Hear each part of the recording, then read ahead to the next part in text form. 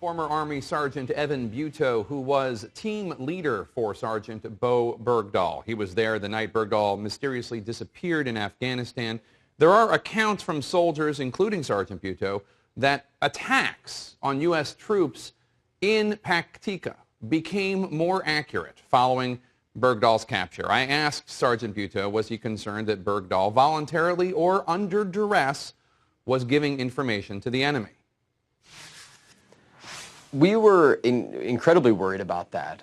It's impossible to know for a fact if that's what was going on, and it could just be coincidental. But the fact is that we knew from radio interceptions that we've got that he was, before he got in touch with the Taliban, he was looking for someone who spoke English so he could talk to the Taliban. And when we heard that, it told us, okay, he's actively seeking out the Taliban, so at least we know that. And yes, over the next couple months, all the attacks definitely were far more directed. Where before he left, I mean, we'd have IEDs go off, virtually every day, but they were going off in front of the trucks. They were blowing up mine rollers. They're blowing up on the side of the road. Following his disappearance, IEDs started going off directly under the trucks. They were getting perfect hits every time. Their ambushes were very calculated, very methodical, like they knew what we were going to do. Obviously, there's no way to prove that Bergdahl was feeding them that information. At least I cannot do that. He knew our tactics. He knew exactly how we react to certain things. So the fact that that attacks definitely were more directed and calculated, it's incredibly suspicious to me, although there's no way to prove that Bergdahl was feeding them information, whether he was tortured or whether he was giving it on his own accord. Tell me about this. You said you had gotten intelligence that Bergdahl had been seeking out the Taliban and looking for somebody who spoke English so he could talk to somebody in the Taliban. Where did that information come from? Yes, as obviously in the wake of him leaving, we had almost like every asset that you have available to you in Afghanistan was in the area searching for him.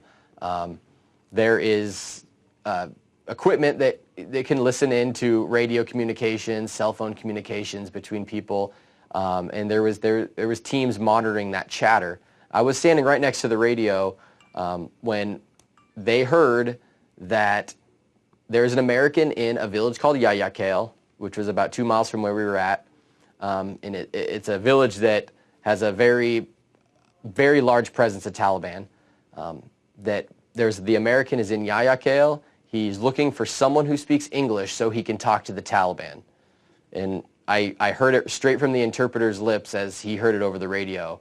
And at that point, it was like, this is kind of snowballing out of control a little bit. There's a lot more to this story than just a soldier walking away. And when was this? The day after or 2 days after? This was, it was either, it was 1 or 2 days after. I can't remember. It was very quick. I mean, and Yayakale was only 2 miles away. Do you agree with what President Obama said earlier today, that no matter what the circumstances of an American soldier's disappearance or capture, the United States of America, the government has a duty to get him or her back? My goal here is not to, I don't really want to get into the political side of anything. My goal is to show that Bergdahl is a deserter and he's not a hero and that he needs to answer for what he did. I will say that Bergdahl is an American citizen. Whether he wanted to be a soldier or whether he didn't want to be an American anymore or whatever, the bottom line is he's an American citizen. And it's great that he's back and that we can have that very small victory, if you can even call it a victory, because I believe what we gave up for that, we gave up a lot for what we got back, and that's all I really want to say about that.